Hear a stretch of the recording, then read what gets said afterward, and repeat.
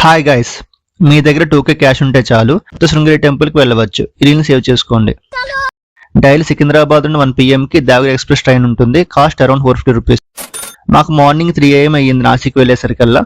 నాసిక్ నుండి సిబిఎస్ నుండి టెంపుల్ కి డైరెక్ట్ బస్సెస్ ఉంటాయి. కాస్ట్ అరౌండ్ 200 రూపీస్ పెట్టింది పర్ పర్సన్ కి.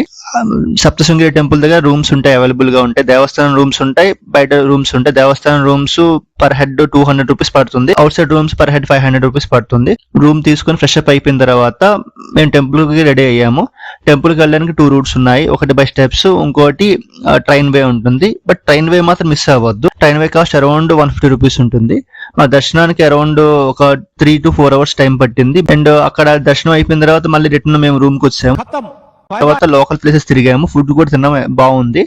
బట్ టెంపుల్ అయితే మాత్రం ఎక్సలెంట్ అంటే ఎక్సలెంట్ గా ఉంది, మిస్ అవ్వద్దు. సో మాకు మొత్తం అయ్యేసరికి నైట్ అయిపోయింది.